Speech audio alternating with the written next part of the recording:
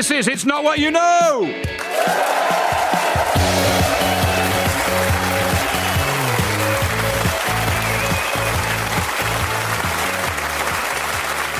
Hello, I'm Miles Jupp. It's often said that it's not what you know, it's who you know. This is why it's very easy to get the motivation to become a serial killer as long as you know what a lot of other people did last summer. Or why it's perfectly reasonable to say, I may have lost the Labour leadership election in 2010 to my brother Ed, but who's laughing now?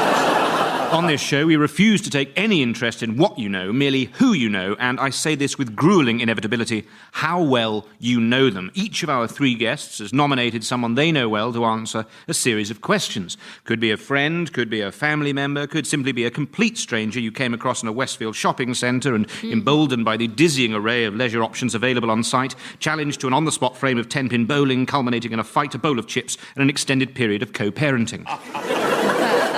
If my guests can work out the answers their nominees gave, they could be strolling off with tonight's star prize, a 12-week course in French for business use under the ever-watchful tutelage of the legendary Bath, London Irish and England fly-half Mike Catt.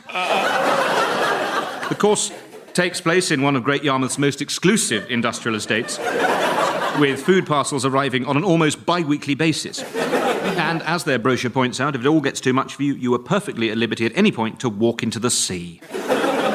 Sadly, in order to stand even a chance of taking part in this wretched and desperate experience, you'll have to go through the, at best, comparable ordeal of playing It's Not What You Know. So please welcome tonight's contestants. They are Katherine Ryan, Christopher Biggins and Romesh Ranganathan.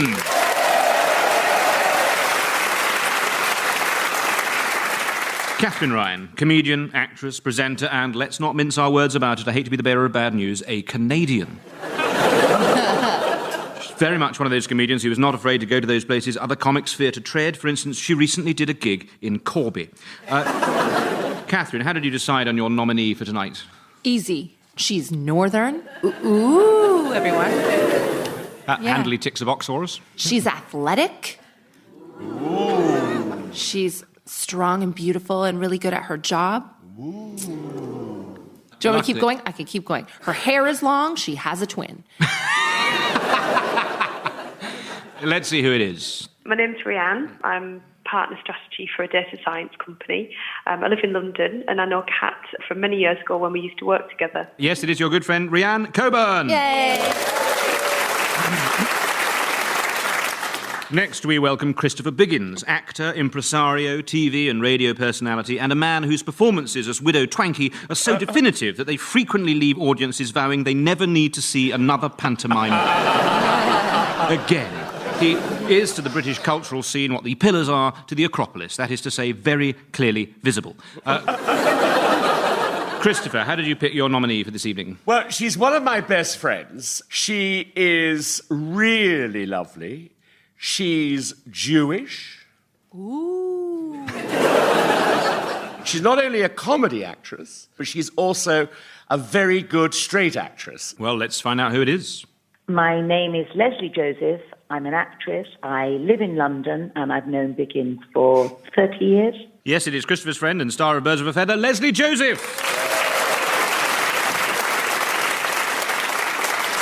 Finally, we welcome Romesh Ranganathan, stand-up comedian and former maths teacher, a man who has kept a register, but to the best of our knowledge is not on one.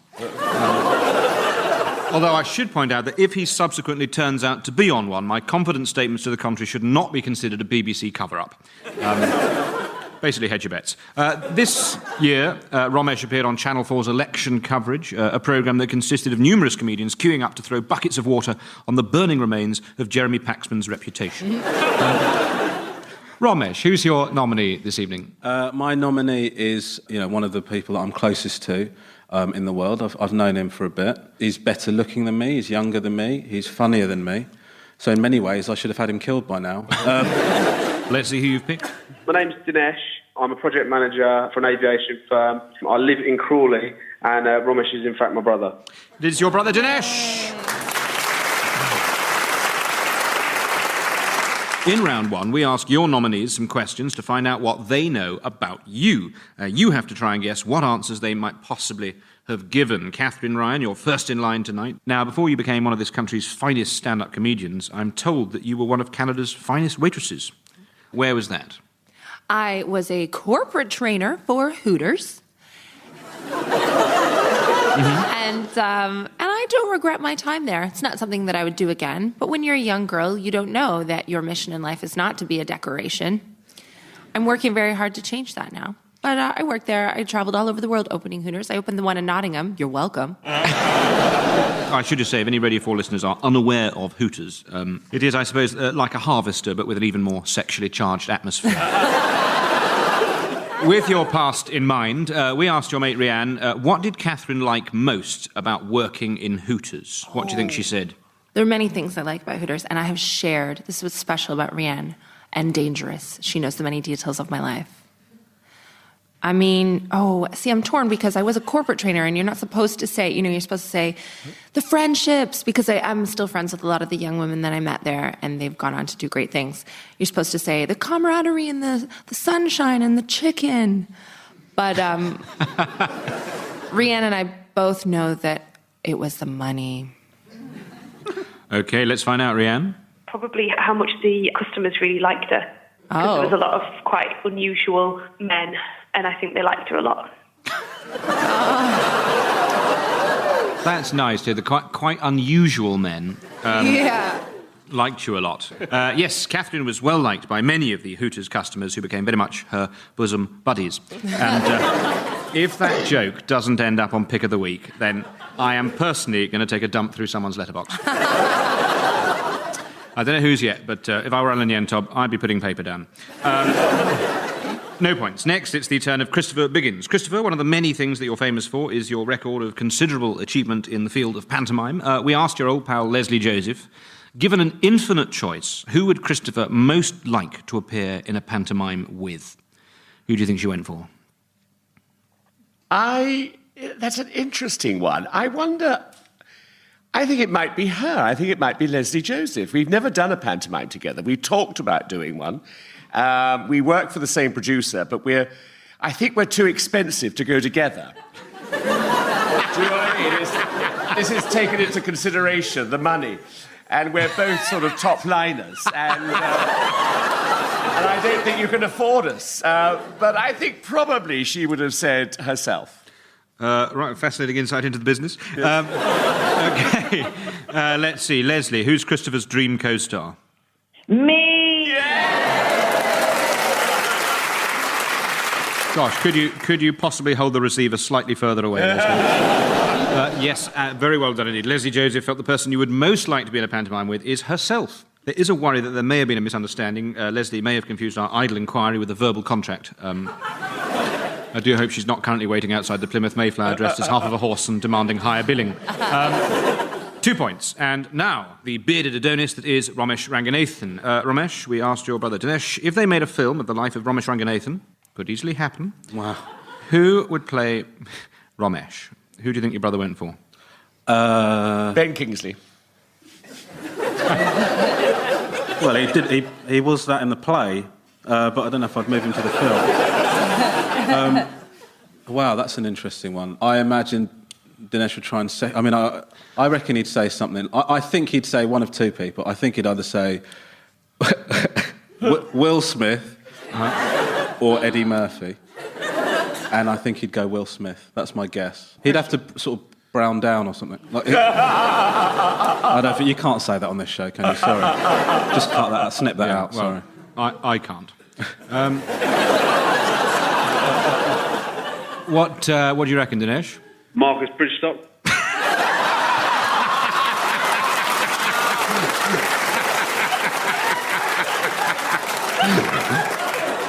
Marcus Brigstock, he said.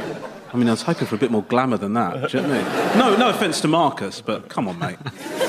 Yeah, he could have gone for absolutely anyone. Hopkins, Sheen, Neeson, but Dinesh went for dangerous satirical firebrand Marcus Brigstock. Always got one eye on the budget.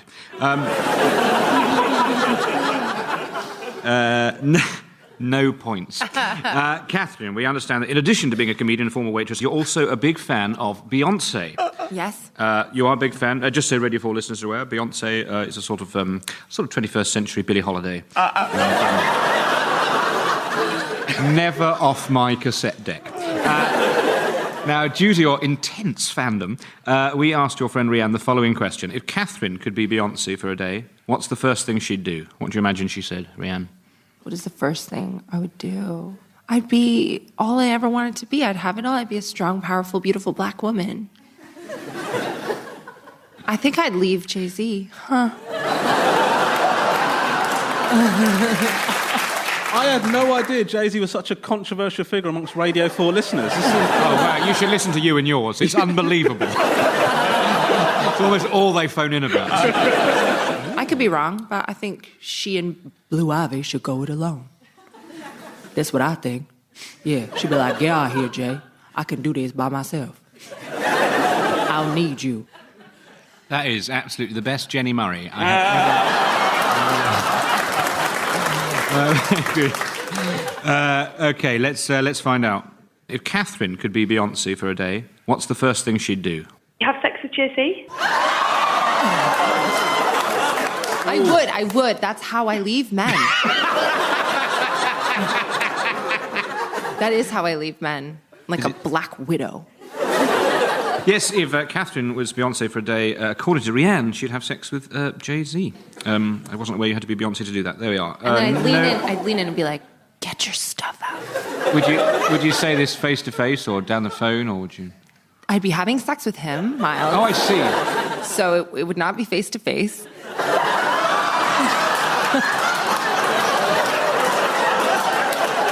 I did not think you'd be the dirty one, Katherine. But that is... I would love that to be on Pick of the Week, that particular change. I'm going to give you 1 point for showing and graphically describing your working. Christopher, it's your turn. We asked Leslie, of all his many achievements, from I, Claudius to Celebrity Antiques Road Trip, what is Christopher's proudest career moment?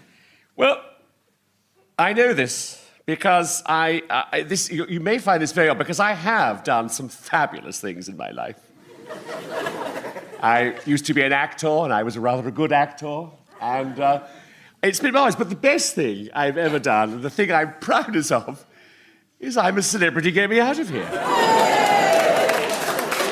I mean, you know, I was a 60-year-old man who won that show. I'm the king of the jungle. Did you know I was king of the jungle? I did know that.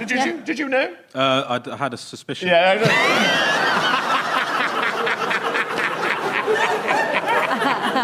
I am wearing a grass skirt under here. So...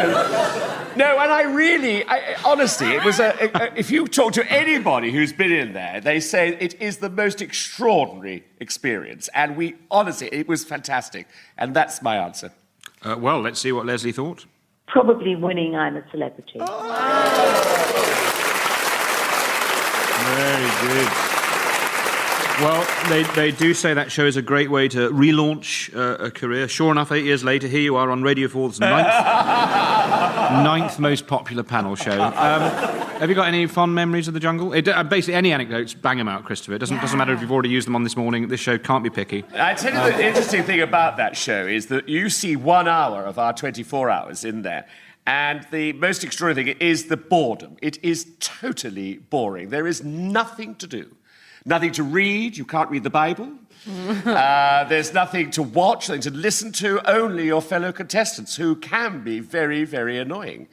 But it sort of makes you go on another plane, and you're able to do things like sleeping with 200 rats of an evening, or... You dirty boy. Yeah. Is it like... Or eat a kangaroo's penis. And as I said at the time, I've had worse things in my mouth. That's top-liner material. Do you do that during the matinees? Is that... 2 points. And now, the bearded Adonis that is Romesh Ranganathan. Romesh, we asked your brother Dinesh, who is Romesh's all-time comedy hero? What might he have said? Well, I mean, I've got a tattoo of Richard Pryor on my arm. So if he didn't say that, I'm going to kill him. I can see it. Because otherwise it's been a waste of time. Amazing. Yeah, Richard Pryor. My oldest son thinks it's me. He thinks I've got a tattoo of myself on my own arm. He keeps asking me when I'm going to get the glasses put on, like I couldn't pay for it all to be done in one go. I thought you had a skin problem. I was wondering... I moved slightly away from you, actually. No, it's lovely. It's very nice. Dinesh, who is Romesh's all-time comedy hero? Richard Pryor.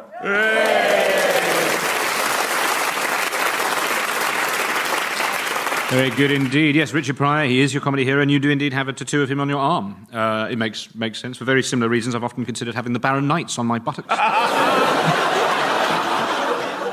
Well, it's the end of the first round, so let's look at the scores, which, as usual, on It's Not What You Know, have been independently verified by some people that we know. In this case, the Central Council of Church Bell Ringers. Met up with them early this week. Let me tell you, they are a great bunch of lads, and not afraid to discuss their dongs in public. We had a pretty lively evening. Suffice to say, we were still in Nando's well after chucking out time, arguing the toss about every bell under the sun. Front door, back door, sleigh, tubular, Martin, taco, Ian Ronald, and, of course, palsy. Anyway, a remarkable night, although sadly not one you could pay me to repeat. And we can see that in third place is Katherine, in second place is Romesh, and right out in front, it's Christopher! So, round two, we've already found out just how well the nominees know the panellists. Now we're going to see how well the panellists know their nominees. We start this round with Katherine Ryan. Katherine, let's test your knowledge of your friend Rhiannon Coburn. We asked Rhiannon, if you had the chance to commit any crime and get away with it, what would it be? What do you think she said? All right. Rhiannon Coburn is a lady of scrupulous moral honesty. I'm thinking maybe immigration fraud. Because she has loved men from abroad before. And she will again. But that's following your heart. That's the kind of gal Rhiannon is. Like Romesh, Rhiannon is a vegetarian. I think that Rhiannon might get arrested for doing some kind of PETA, Greenpeace act against dolphin hunters. Rhiannon would only commit a crime if it were protecting someone else. Like an animal. OK, so taking a moral stance in order to commit a crime. If an immigrant boyfriend was being attacked by an animal, what would she do then? She'd choose the animal. She'd choose the animal. Just good to know, isn't it? OK, well, let's hear Rhiannon's crime of choice.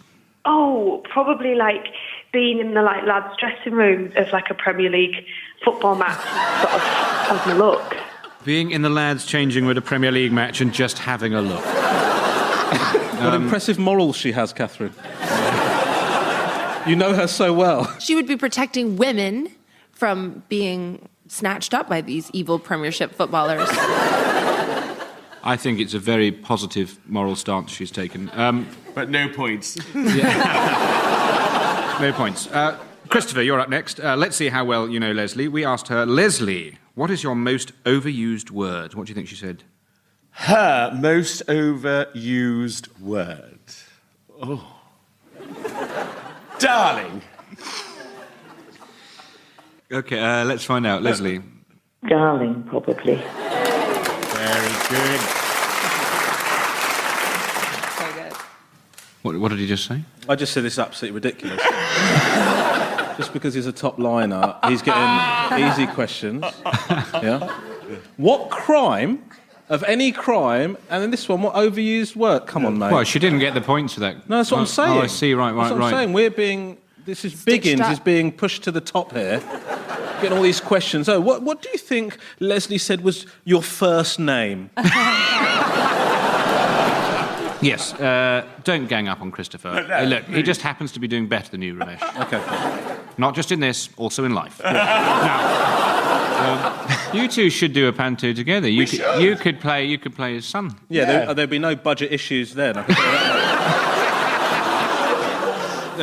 Another question now for Romesh Ranganathan. We want to see how well you know your brother Dinesh. We asked him, what is your least favourite UK town? Well, he's not been around the UK that much, my brother. He's sort of whenever he goes anywhere, it's normally abroad. So I'd imagine it's a town near us. We both live in Crawley.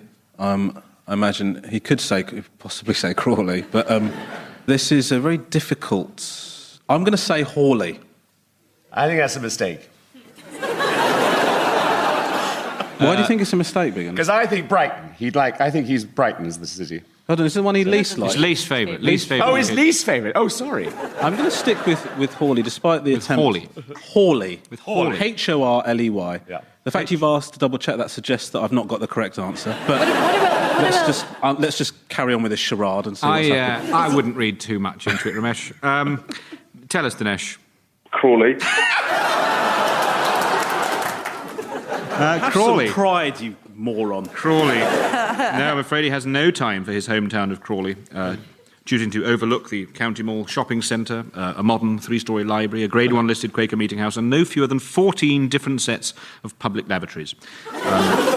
Which, when you think about it, per capita, not at all bad. I'll tell you the best one. Yeah. Is in the County Mall, the food court right at the back, just before you get to the Mini Mayhem soft play centre. Those toilets, delightful. Hardly anybody knows about them. They're checked so regularly, it's better than going at home. And yet he still doesn't like the town. Well, it's the end of that round, and as ever on It's Not What You Know, the scores have been independently verified by someone that we know. In this case, the novelist and critic Alain de Botton. Met up with him earlier this week. I have to say, he is a great bunch of lads. We went to Madame Tussauds, possibly a mistake in retrospect, as it turns out Alain has an irrational phobia of waxworks and a fierce hatred of anyone who works in customer service. I don't really know why he chose the venue in the first place. I ended up having to make numerous apologies for his outrageous behaviour and spending rather more time than I bargained for picking rubbers up off the floor of the gift shop. He'll probably write a book about it. I won't be buying it. And we can see that in third place is Katherine. In second place is Romesh. Still way out in front is our current leader, Christopher.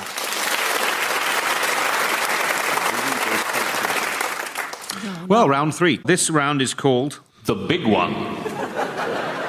In this round, each panellist will have to answer a single big question about their chosen nominee. This is the round that sorts the wheat from the chaff, the sheep from the goats, the cheekily un-PC from the genuinely racist.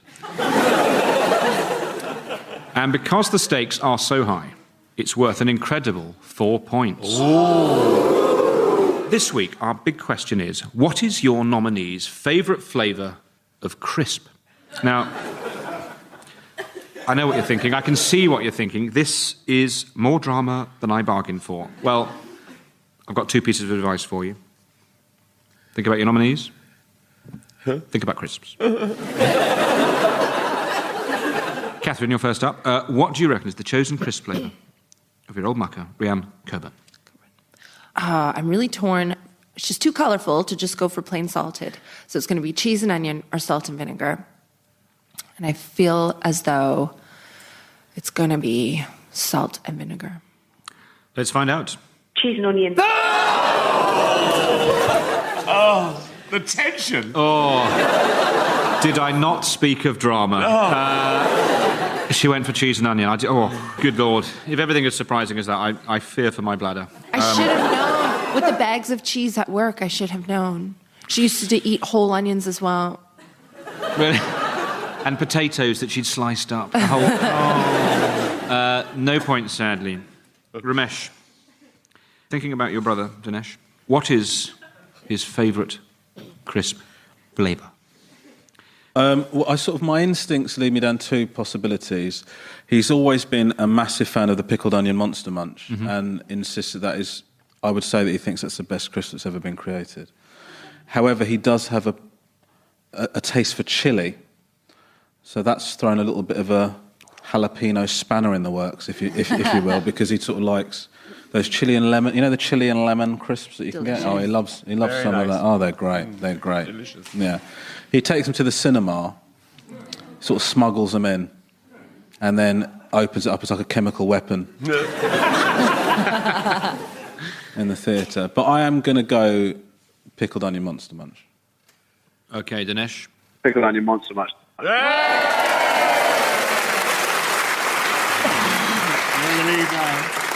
Pickled onion Monster Munch. Well, that goodness me. Honestly, if I wasn't hosting this show, I'd be in the front row, on my feet, throwing everything I could lay my hands on. Oh, Christopher, it's all down to you. What is Leslie's favourite crisp flavour?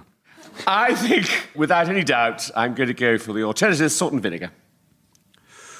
Salt and vinegar. Salt and vinegar. Salt and vinegar. Oh, man, this is... It's tense up here. It's penalty shootout stuff, if that's what they're called. OK, let's see if you're right. Leslie? Ordinary. It would be ordinary. Ordinary. What a bitch!